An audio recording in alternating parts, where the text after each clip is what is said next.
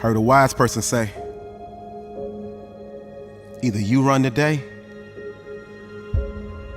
or the day runs you. You didn't wake up today to lose, but only you get to choose how this day will go. You woke up today to win. So let's start it off the right way. Our ultimate goal is to be more productive today than we were yesterday. Our ultimate goal is to be more productive tomorrow than we were today. So I need you to mentally get yourself focused. I need you to mentally get yourself locked in. I need you to mentally prepare to go dominate this day. See, if you want to be more productive, you need to become a master of your minutes. You need to become a master of your time and not fall into that state of overwhelm. Oh, I know, because I've been there. And right now, you got a lot of things to do today. But the problem is, it's all in your mind. It's all in your brain. Because how can you hit a target that you can't see? How can you make a basket on a goal that you don't have? We want massive production and not just busy work. Yeah, you know the things that you need to do, but you don't have it mapped out. Your internal GPS is not set. Your internal GPS is not locked in. And that sets you up to not be very productive today. Focus on being productive instead of just busy, because you can do a whole lot of stuff in a day and have nothing to show for it. And that means tomorrow, you right back at square one, wondering where the time went.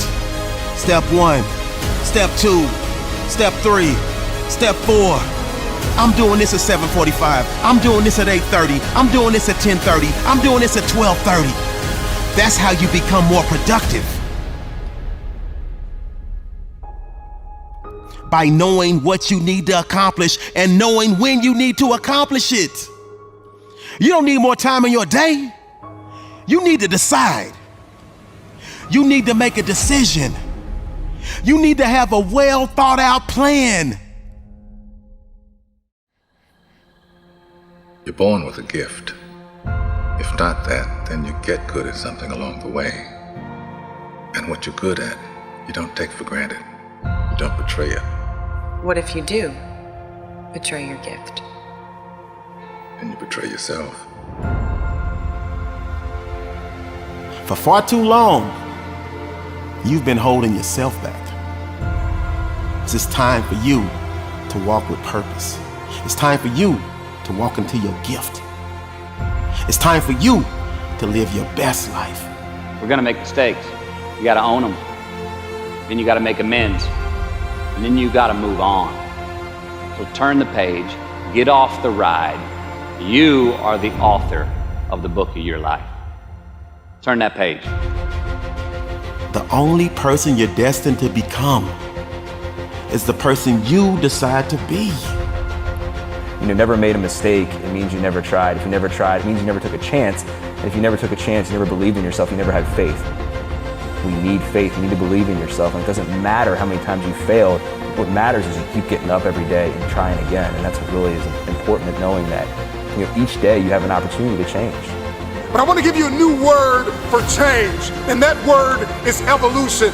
And you are either going to evolve or expire. See, everything changes. The economy changes, relationships changes. We change mentally and emotionally and physically, and you are either dying or you are either living. Life always offers you a second chance. You know what it's called? Tomorrow. See change as growth. See change as transformation. See change as evolution. Your history is not your destiny. You can't get it because you want it. If you put in the work, they can't deny you. If you put in the work, they can't stop you. Don't you realize that you are enough? Don't you realize that you are special? Don't you realize you were put in for a reason? Because you were born to prosper. Be great. pursue your own version of happiness. It's wrapped in your capacity, your ability to believe in a dream, even if nobody believes in you. It's two people born in a hospital every day. It's a person that's born in a hospital that's gonna get a job, and somebody born in a hospital that's gonna give them a job. You get to decide which one you're gonna be.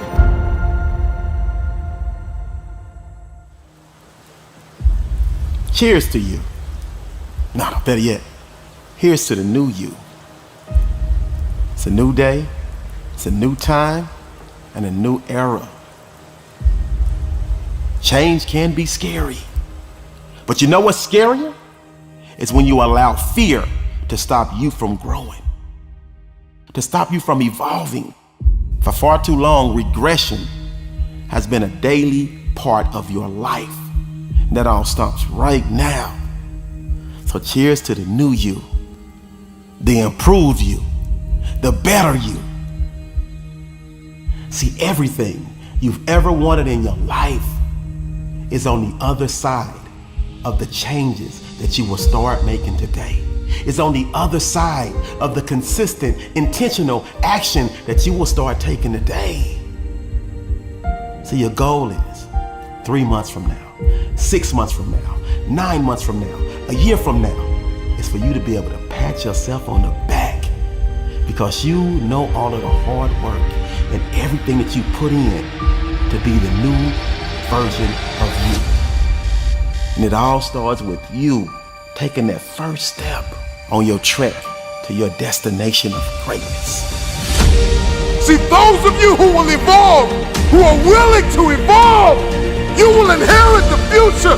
Those of you who are willing to take everything you do to the next level, you will inherit the future. It is the individual who is willing to become more. You're trying to get to the point that greatness, it just exudes you. Greatness is in your spirit. When you walk into a room, people feel the greatness that's coming off of you. You radiate greatness. I see change as transformation. I see change as evolution. I see change as beauty, brilliance. I see change as the future. I see change as necessary. I see that if I don't change, there is a generation of people who are going to be stuck in the same place. Change is inevitable. You are either changing for the worse or changing for the better. You decide. It's time for you to go from the downtrodden to next level living.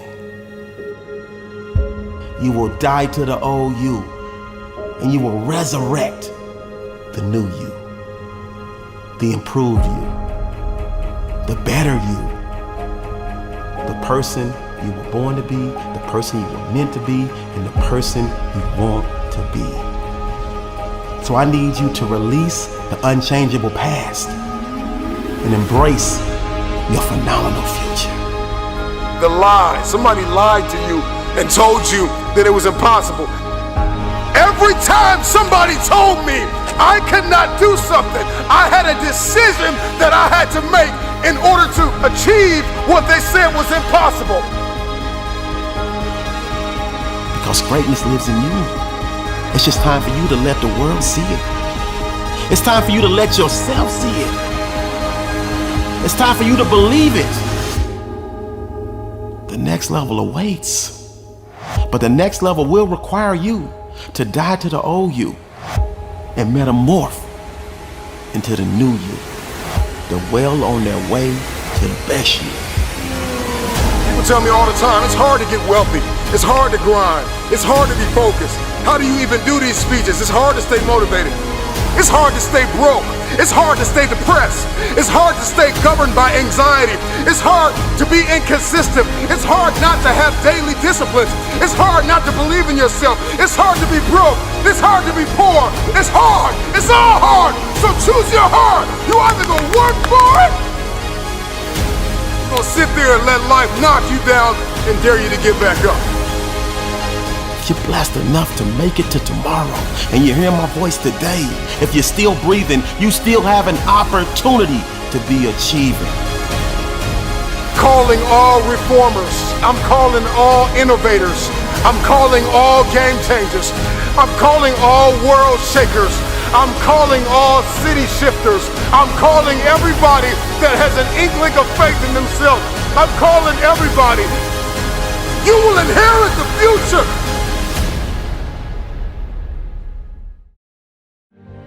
What I've been trying to tell you all year when I said you gotta want it as bad as you wanna breathe. Listen to me, you gotta hear what I'm saying. First, what I'm trying to tell you is you gotta have a desire. Like for real, the first thing you gotta have, if you wanna be what you wanna be, have what you wanna have, do what you wanna do, man, you gotta have that desire. You gotta have a hunger. Listen to me. It don't come from without, it comes from within. Only you know what you want. Listen to me. Only you know what you are capable of doing. Only you know what you dream about. Only you know what the next level is for you. So number one, you gotta hear it all year. I've been trying to get this one message across all year. You gotta want it. You gotta want it. There's gotta be a desire. There's gotta be something within you that burns. Hunger is your internal security guard. And as long as hunger is there, it keeps out intruders. Hunger opens your eyes. Hunger is your driver. Hunger drives improvement. Hunger. You gotta get hungry if you want future. You gotta get hungry if you want destiny. You gotta get hungry if you want connections. You gotta get hungry if you wanna live that higher quality of life. You gotta get hungry, hungry, hungry, hungry. And only the ones that want it will be the ones that will succeed. It is gonna hurt you, but it will push you. It is gonna put you in a position where you wanna break down and quit. But we all know that quitting is not an option. If you feel in your heart that you deserve this opportunity, then let it resonate through your veins. Let it flow through your soul. Understand that it takes pure grit, tenacity, passion, and pure focus. This is what you train for. Hours and hours and hours and hours of pain. Hours and hours and hours and hours of sweat. Hours and hours and hours of working hard. Do you give up now? Do you start doubting yourself? What are you afraid of?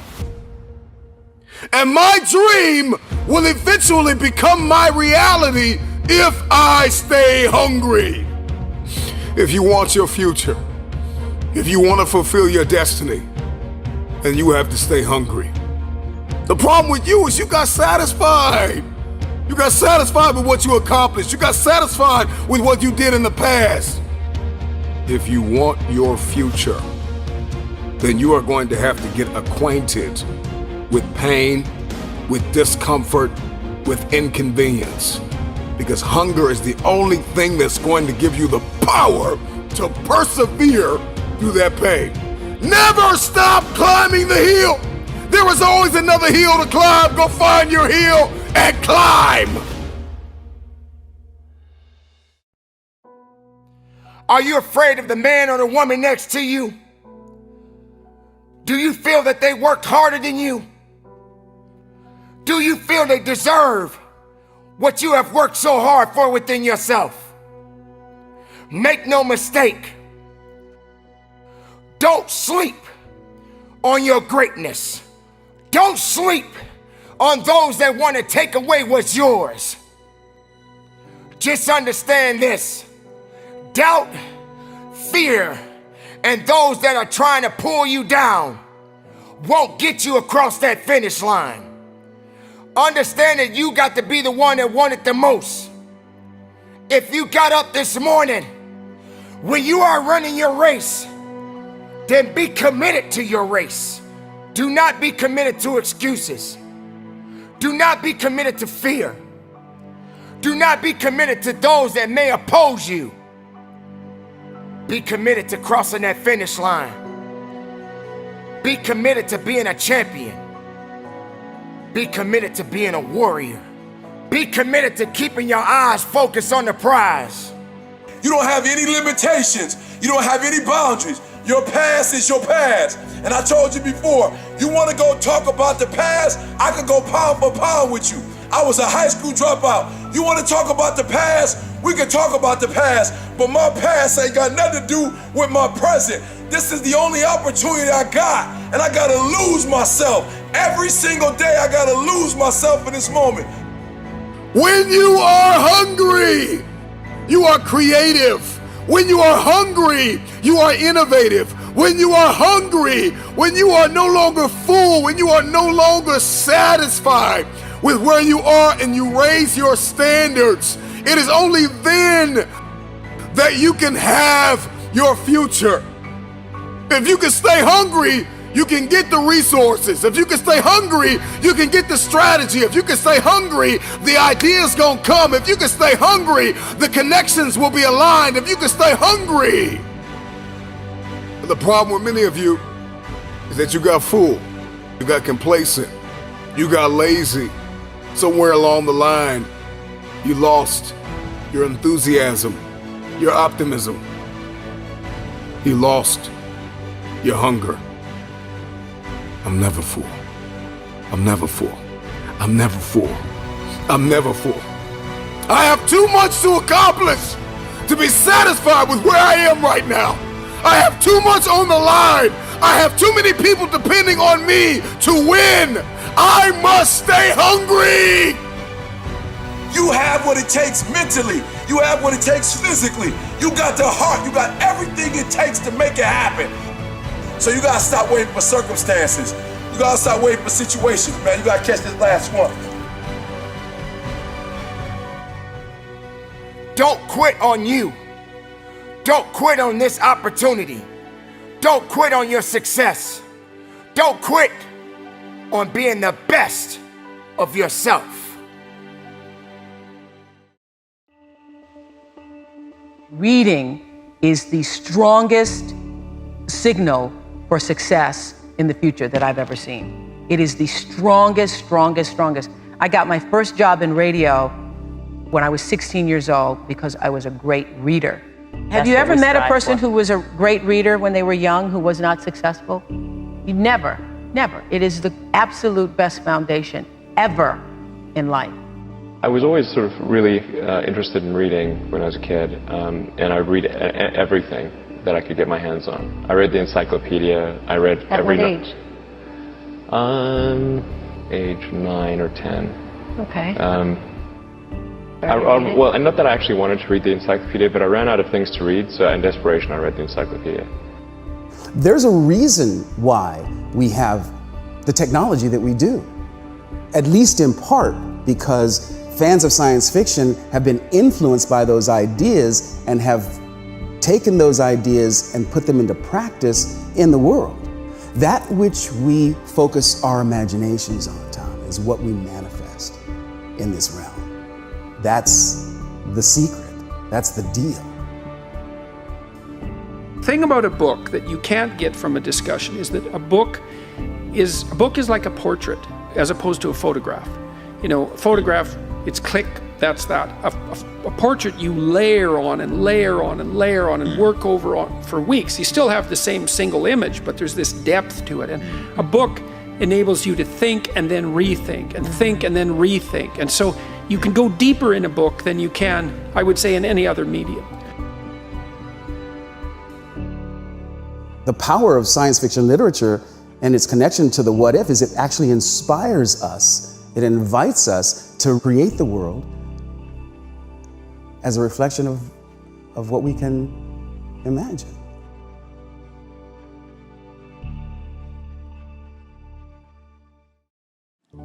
So, given the truth that you never have control, you never had it, how can you eliminate stress and cultivate resilience? Well, I want to share some concepts with you.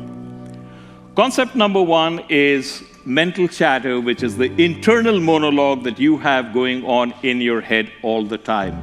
It begins when you get up in the morning, is with you right through the day, is with you now. But in the short time I've been speaking, how many of you have already gone someplace else? What am I going to have for lunch? Who do I have to call? Right? I rest my case. All of that is mental chatter, and I invite you to think of it. Whatever situation you are in, your mental chatter about that situation makes it an order of magnitude worse. Then we have mental models, and a mental model is a notion you have that this is the way the world works. But this is not the way the world works. It's your model of this is the way the world works.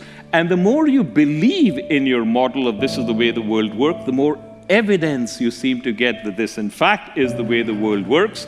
And very soon you've built a silo around yourself that's so thick you can't break out of it. Your mental chatter, the mental chatter that you entertain, and the mental models that you hold dictate your life. You're all living in a matrix. If any of you have seen the movie, the original Matrix, we're all living in a matrix. The only difference is this was not constructed by an alien civilization out to get you. You constructed it with your mental models and your mental chatter. But the more important point is it really doesn't matter. You have the choice of determining what is the emotional domain you occupy. In all likelihood, you did not even recognize that you had a choice, and you exercised that choice. But now that I'm pointing it out to you explicitly, do you recognize that? You had a choice, and you chose to exercise that choice, and you never even recognized that you actually exercised a choice. The reason you exercised the choice you did is because of the mental chatter you entertain and the mental models you hold. That's how important these constructs are. I will go further. Every time you have a situation in your life that you find unpleasant and it persists, not some of the time, not most of the time, every time, you have a situation in your life, you find it unpleasant and it persists, you are using one or more mental models that are not serving you well. And when you start making changes in those mental models, you'll be astonished how quickly the situation will resolve itself. We spend too much of our emotional energy on the 2, 3, or 4 things that we think are wrong in our lives. And we entirely ignore the 30, 40, 50, 200 things which are pretty darn good in our lives. We have an unfortunate habit of sticking labels on things. Any event that happens in our head, we immediately decide this is good or this is bad. It does a tremendous amount of damage to us.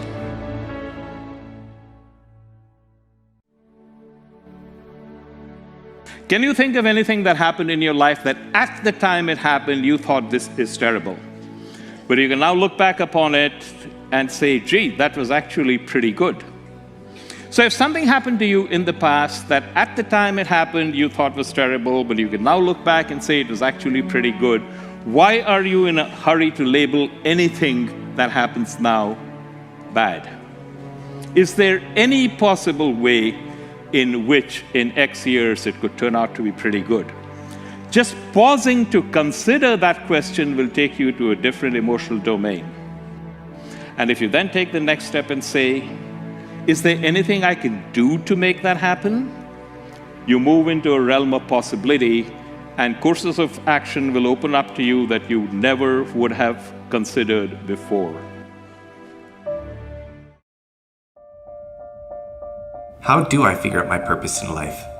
You start by asking the question, why am I here? I'm not talking about in the office or in that organization or in that country, but here on the planet. And that's the only way there is to start. It may be an incomplete answer, maybe a half-baked answer, but that is much superior to I don't know and I don't want to question it. You know, it's often attributed to Mark Twain, the quote, that the two most important days in your life are the day you're born and the day you discover why you're here. What differentiates the best leader?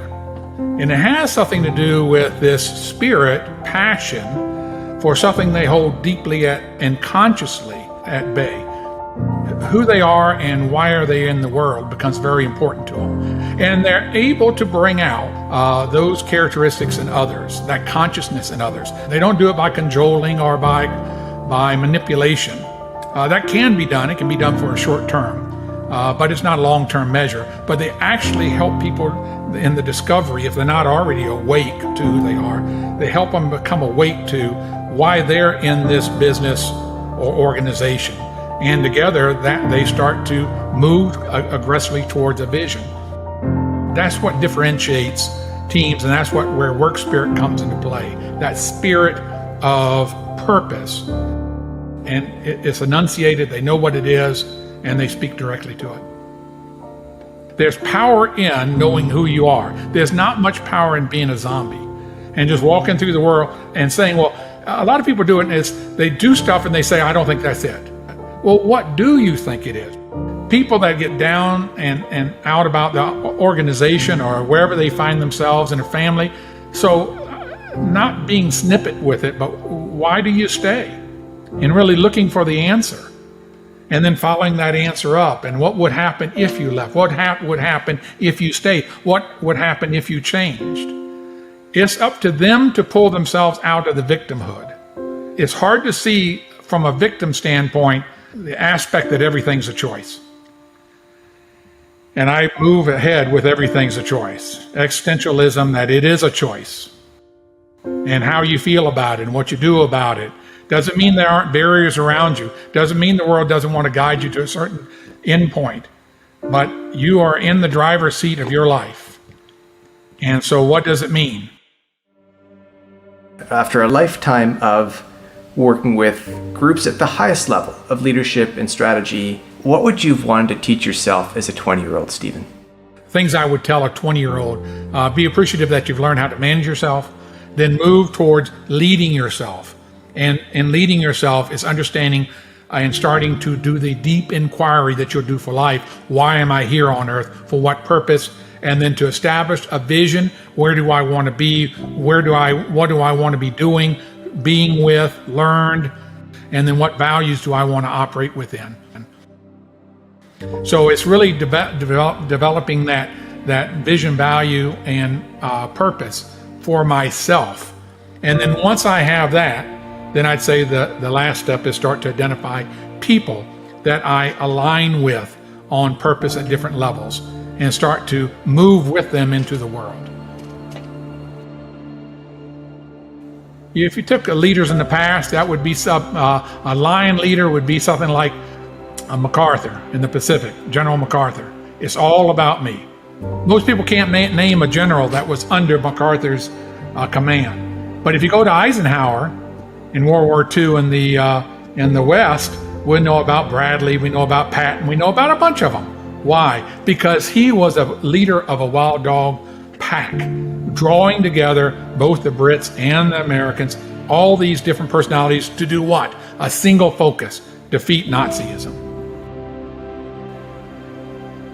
Wild dogs are unique. That issue of we have a shared vision, and the vision, I don't trump the vision. It's not about me. It's about what we have set our collective mind to. And I'll do anything as your leader to make that happen with you. And perseverance, tenacity, I refuse to give up. Because it really isn't, there's not another option. It's not another, this is what I've chosen. Why do I give up my life purpose? I just don't go to Walmart and shop for another one. This is what I'm here for. So do or die. And it's not a gloomy thing. I'm just going to make it happen.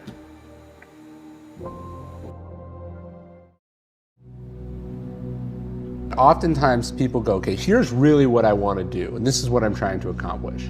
And then they see all these other things that other people are doing, and then they kind of see that as like a grab bag, and they're like, and I want a little of this, and a little of this, and a little of this, and I want it all at the same time. And that's not really possible, you know? You can't play 5 sports at the same time. You gotta pick one, you gotta specialize. Maybe you can do 2, but you probably can't do 5, right? You can't be a classical musician and a rock star, you know, and this all at the same time. So it's about sort of picking your lane, and then knowing that some goals are mutually exclusive. Uncertainty is scary. New information is scary. Change is scary. And everyone has a different way of handling that. I will pivot when necessary. I'm like, oh, no, dead end, woo, right, do what you gotta do. And I can take new information and adjust the plan immediately and have no qualms about it and just move. And the way to balance that is that outside of work, I really like things to be stable. You need to have that pole that you can go back to when everything looks crazy, that you can reach out to hold on to. And if I didn't have that, I think I'd be much more afraid of chaos. And when someone actually asks and kind of owns that, like when they say, do I want to make an impact? And the answer is yes, and they own it, they realize they're going to have to develop. They can no longer leave their growth to randomness, because if they do, they'll always be mediocre. And they realize, I got to become something entirely above both of those. That's what most people don't see. They're like, we made this binary false conversation, right? It's not a true sort of choice here. It's a false dichotomy, we call it, right? It's not strengths or weaknesses. Many of you, if you have a big dream, a huge goal, you got to become something entirely above and beyond any strengths you even know about, feel, or own, and go way beyond any weaknesses you've ever even addressed or even you know about, because you're going to discover so many new strengths and so many new weaknesses on the path that it's almost irrelevant what they are now. It's what's the goal and build into that. What am I good at? What do I love?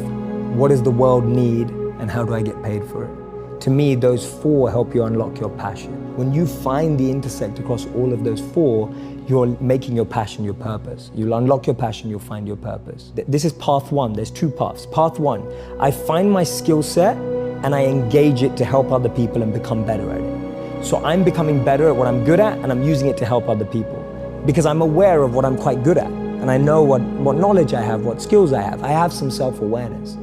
The other path that people often miss is actually I just start serving people. I just start helping people and I start to notice what I enjoy about that and what I'm good at helping people with. So that's Gandhi's part. Gandhi said that you find yourself when you lose yourself in the service of others. So for me, those are the two paths of how do I find my passion and finding the intersect between those four areas. The question I ask clients the most is, what does success look like for you on this project? And I get them to really describe it to me, and let's say there's more than one thing in there. I go, now if you could only pick one of those things and the other ones didn't happen, which one would you pick? And I'm trying to get them to sift through some of that conflict so we can really hone in on what we're trying to do. And oftentimes, where ego comes in is like we've got the things that impress other people and then the real meaningful impact that we're trying to have. And oftentimes, I'm not saying that the status things aren't nice and they're not impressive and they're not cool, but we've got to make sure that they're not coming at the expense of those other things. So motivation is a word, right? It's a label that we put sort of events in our brain. What you actually want is the outcome of that. You want to do things that when it's hard. So I think that there are a few kind of things that we know work. One is evidence of past successes. If I sit with you and I go back to your memories and I reframe them as successes, suddenly the current event that's the same is a success. So I think that one thing is like having success stories and identification stories. As in you find there's a lot of people out there. There was a person that is like you, that had similar experience and chose the thing that you want to choose. Find this person or these people and it's going to rub into you. So I get asked by my students often, how do I become funnier? How do I become smarter? And like my one tip that I give them all the time is surround yourself by people that you want to be like. The first thing is you must put your personal growth first, okay? So you must take your meditation practice, your personal growth, your reading, your gym. That must come number one. It must be more important than your business. And you got to spend around an hour a day. Now, if you can't, half an hour a day works, but you got to spend at least half an hour a day dedicating yourself to exercise, meditation, spiritual growth. As you grow, your business will grow. Now, this advice doesn't come from me. This advice comes from Sri Kumar Rao, the great MBA professor at Kellogg and London Business School. And he says the biggest thing that MBA students are not being taught is that their life shouldn't be about their business. Rather, their life should be about their personal growth. Their business is nothing more than the greatest vehicle for that growth. Your business, in short, is like a gym. It teaches you leadership, it teaches you perseverance, it teaches you stress resilience, it teaches you how to plan, but it is not you. You are you. Your personal growth is what should be number one. Your business is just a vehicle. Rao says if your business gets to $1 billion, it doesn't matter. The question is, did you grow? If your business fails, it doesn't matter. The question is, did you grow? Now, when you take that attitude, you become far more successful as an entrepreneur, far more successful in business. I cannot tell you the number of businesses I've had that have failed. I shared one, the early version of Instagram, that was so painful, but I learned from it. And it gave me the wisdom to go on to the next one, and the next one, and the next one. And so when you focus on your personal growth, what happens is that even if a business fails, even if an idea fails, you emerge from it with new knowledge, new data points, a new version of yourself that can do better on the next idea or the next business. That's rule number one.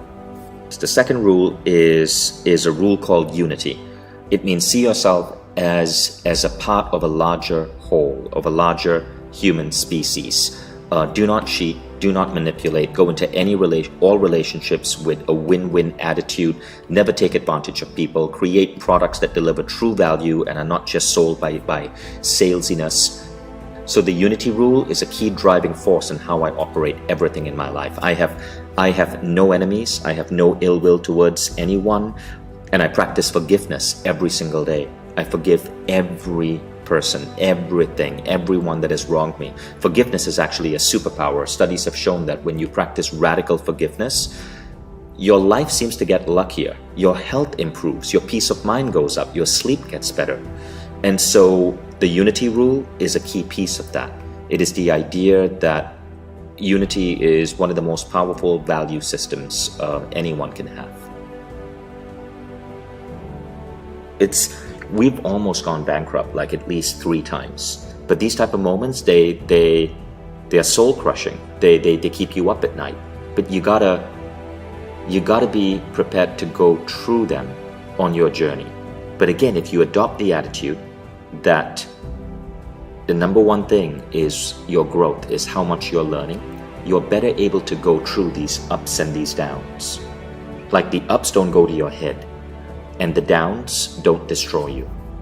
Well, so firstly, the word entrepreneur is a bullshit term, right? It's one of the most overused nonsense terms out there. I can teach anybody to become an entrepreneur in 2 minutes flat. All you got to do is go to Fiverr.com, open an account, and offer to make videos or images for someone. Boom, you're self-employed, you're an entrepreneur. It's a bullshit term. You have that, and then you have at the end of the spectrum, probably the greatest living entrepreneur today, Elon Musk. But the spectrum is so wide, it's a bad definition. So there are other definitions that you got to look at, right? You got to look at, are you working in a job where you can earn the money you need to live the life you want while being fulfilled and happy doing the work you do? I think that is the definition.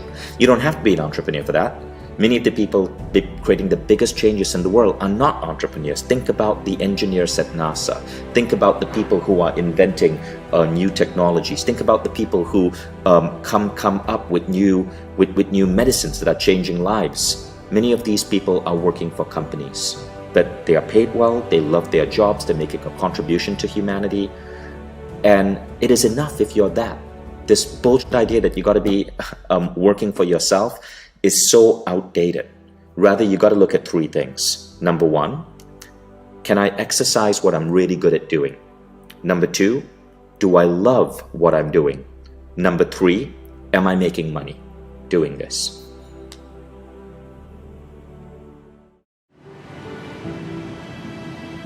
It is a decision.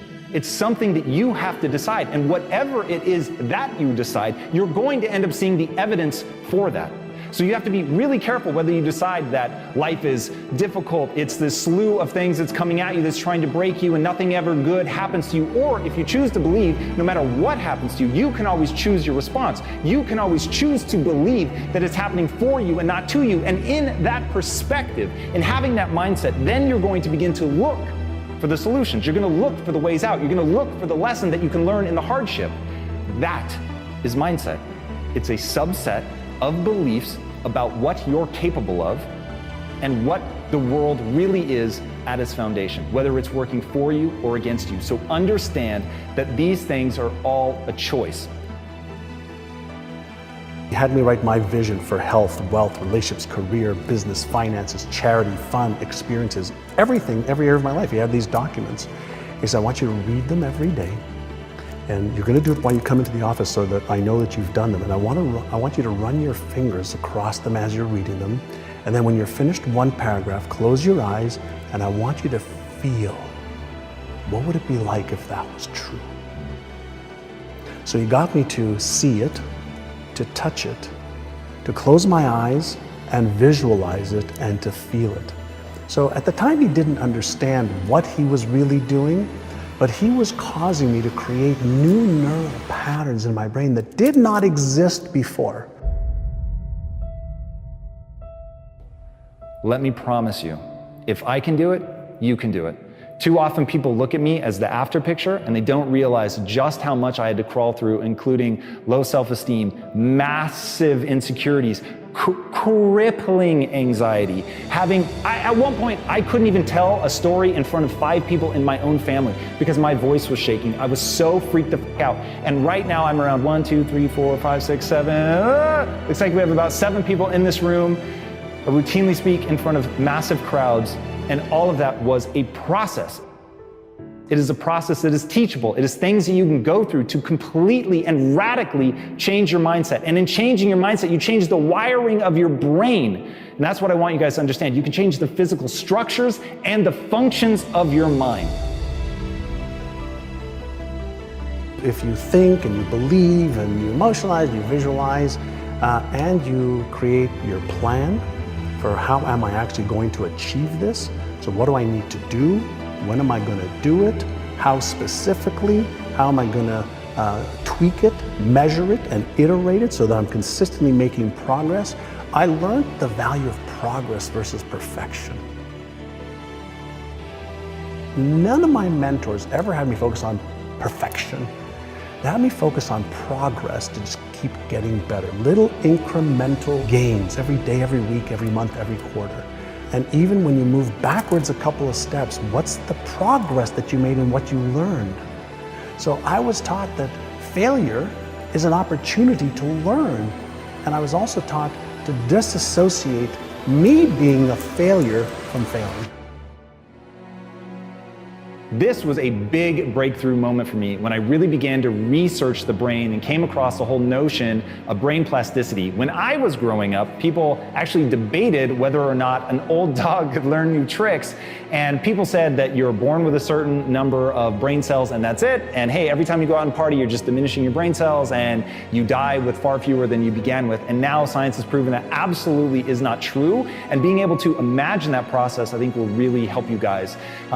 People also hold the mistaken belief that only kids are able to learn, that, up until say 11, 12, or 13, it's easy to learn, and people often cite languages. And after that, it gets a lot harder. But again, that just isn't true. It doesn't match the brain science. It just, as a lifestyle, we don't often put ourselves through the paces that kids are going through. And that doesn't mean the kids don't have an easier time. They do, but it is certainly something that you can do to a profound extent as you get older. But thinking that you can't is really going to hold you back. Initially, it's hard, and you have to use conscious effort to create the new beliefs. He says, but over 30 days, 60 days, 90 days, 180 days, that new pattern that you're focusing on and paying attention to, your brain basically says, well, I guess you really don't need those old patterns. You keep activating these new ones. Let's just make these ones work, and let's make these real. The very meaning of life is to see how many skills you can acquire that have utility and then put those skills to use in the service of something bigger than yourself. But the only way that you're going to be able to do that is to build into the core of your being the ability to endure. Life is hard. Life is going to kick you in the face. There are going to be 1,000 times in your life when you're going to want to give up. And the only thing that is going to see you through, the only thing that's going to make sure that you actually fucking endure is your mindset.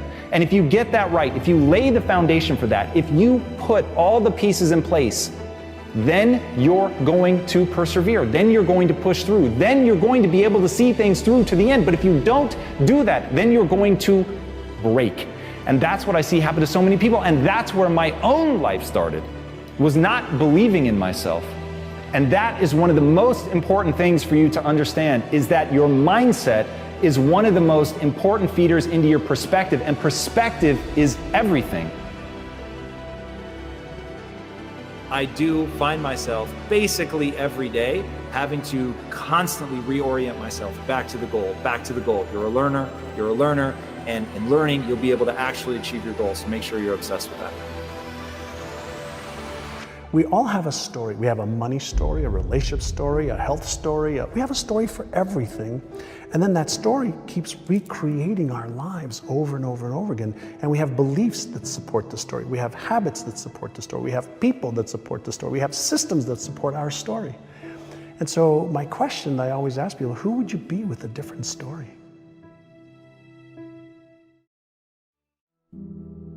How many people believe that we could go beyond what we believe that we could go beyond? And I think really the key to that, one of the most obvious ways of doing that is reading. I really feel like it's one of the most valuable skills to master today. It's something where if somebody has decades of experience in anything and they put it into a book, and you could read it in a day or 2 or 3 or 4, you could download decades into days. I think it's the ultimate advantage there is. And in Game of Thrones, there's this quote saying that a reader lives 1,000 lives. A person who does not read lives only one. First obstacle to effective reading is lack of education. It's not a skill that we were taught, right? You're not born with the ability to read. And the last time you took a reading class, how old were you? 6. So has the velocity, has the variety, has the demand increased a little bit since you were 6? But we're still reading like we're a 6-year-old. Does that make sense? And so you want to upgrade those kind of skills. Second obstacle to effective reading is lack of focus. Lack of focus. How many of you, when you read, your mind wanders and you can't concentrate? One of the reasons why is you're reading too slow. And this is a big rumor being spread around, I think, by slow readers. But if I ask you to read faster, what do you think will happen to your reading understanding comprehension? You feel like it'll go down. In actuality, it goes up. Like, we have online program in 180 countries, students, so we have a lot of data. Fastest readers tend to have the best comprehension because they have the best focus.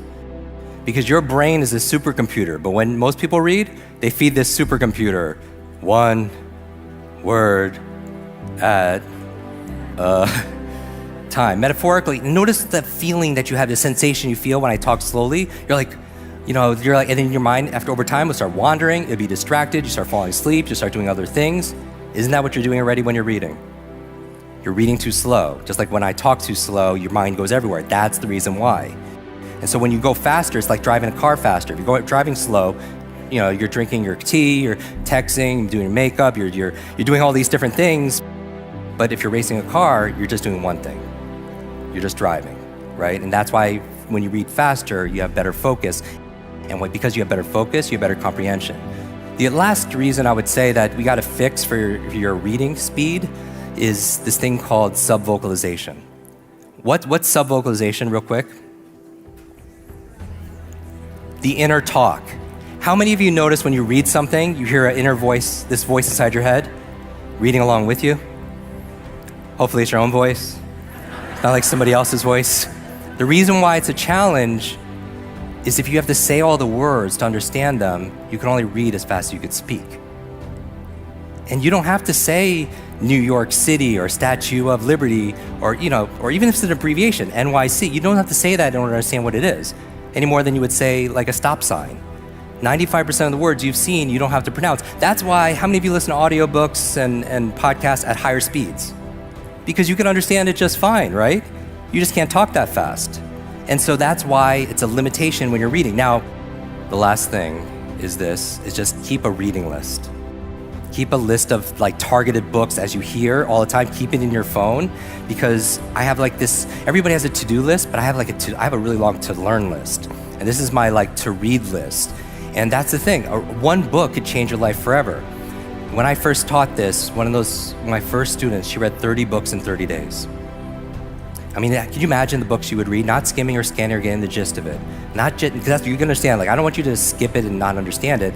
Like, my clients are like, you know, they're financial advisors, they're attorneys, they're healers, they're medical doctors. You don't want your doctor to get the gist of what she's reading, right? So you want them to focus. So what I would say with this is, like, she read this, I want to find out not how.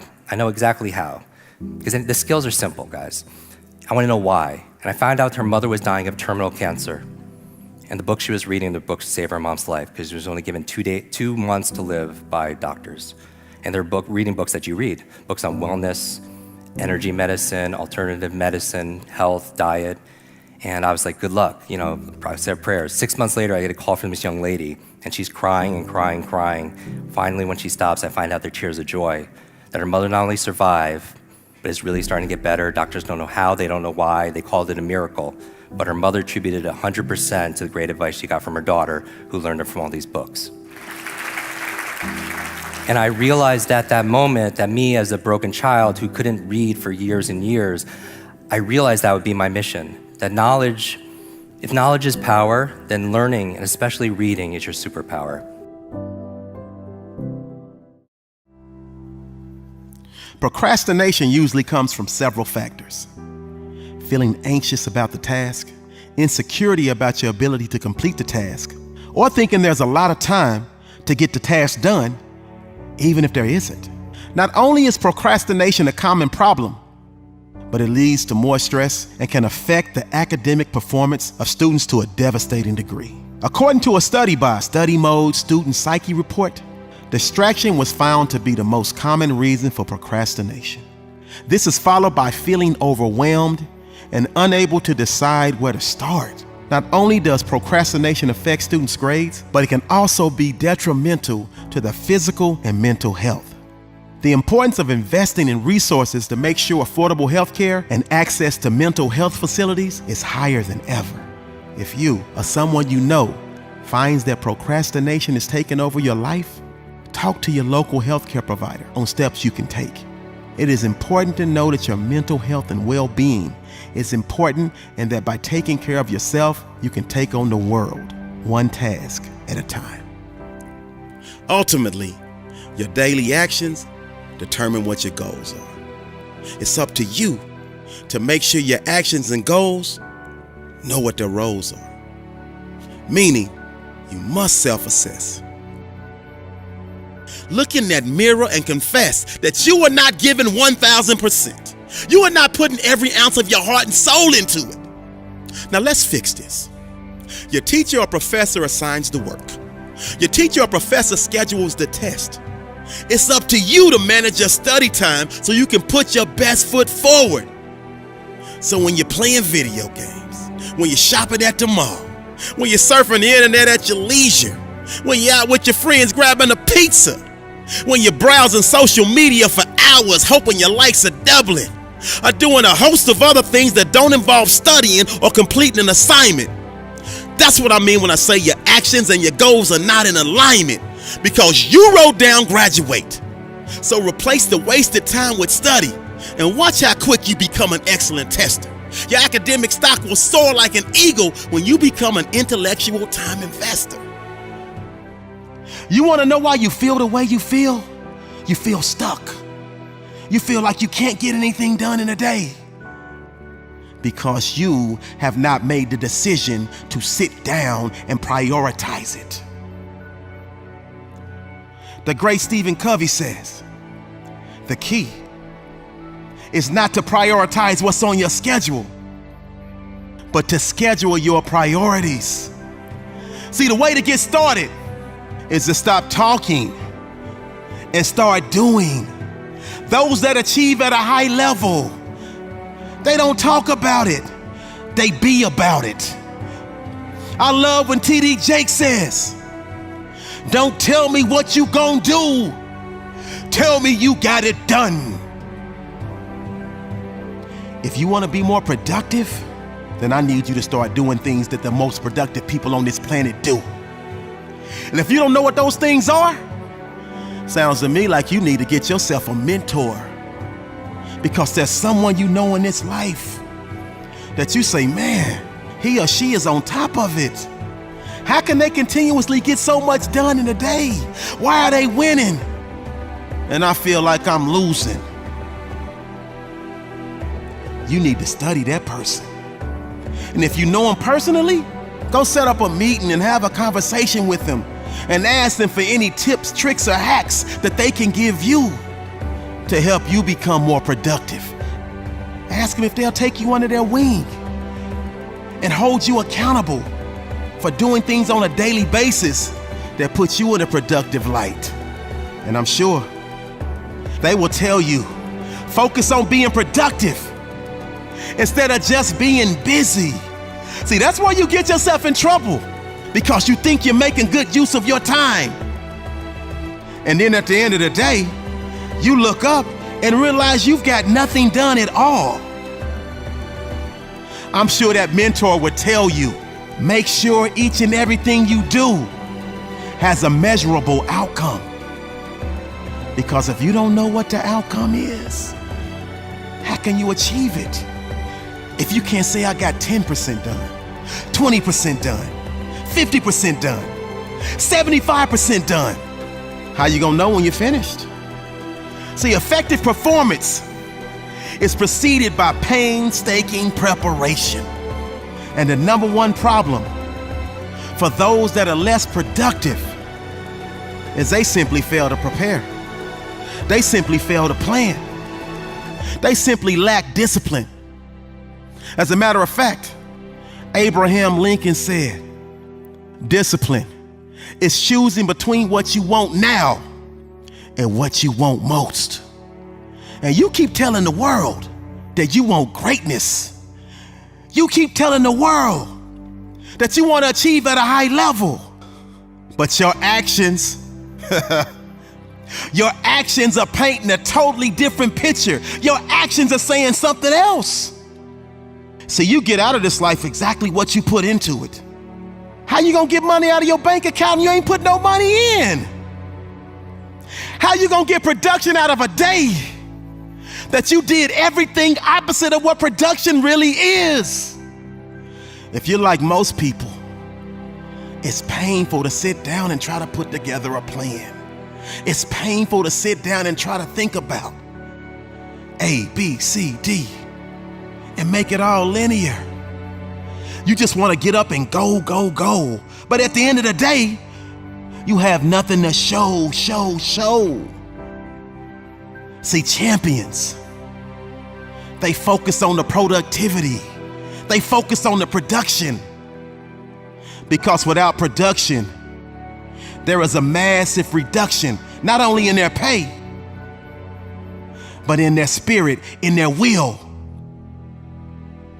So you have to associate more pain with not being productive than the pain you associate with sitting your butt down and taking the time to come up with a strategic plan that will lead you on the road to riches, that will lead you on the road to success, that will lead you on the road to greatness, that will lead you on the road to massive productivity. It's simple math. You plus production equals next level greatness.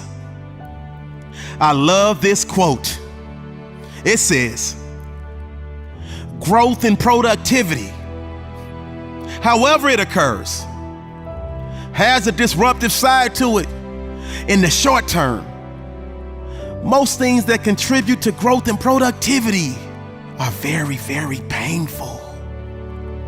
But anything worth having is going to be disruptive to your life. Anything worth having is going to cause some discomfort. You know the motto. If it doesn't shake you up a little bit, if it doesn't make you uncomfortable, then 9 times out of 10, it won't get results. I want you to fast forward. The things you do now are going to directly affect the outcome you achieve later. But think about something that you didn't want to do in the past and you did it anyway. Remember how you felt. How you felt that sense of pride. How you were so proud of yourself. How you were so glad you simply got started. Feels good to get some stuff done, don't it? That's exactly how you're gonna feel at the end of the day. When you've turned your productivity meter up to 10 and you've effectively put yourself in a position to win again and again and again. So be more productive. Have one productive day and let that turn into 2, and then let that turn into 3, and let that turn into 4, and that turns into a week of production, and that turns into a month of production, and that month turns into a year of production, and before you know it, you are naturally productive each and every day of your life. And now, when you have a day that you are less productive, you feel it, and you do everything within your power to make sure the next day it doesn't happen again. Because now, being productive is a part of who you are. And you truly understand that to arrive at your destination, the next level, it requires massive productivity each and every day of your life. This is a great day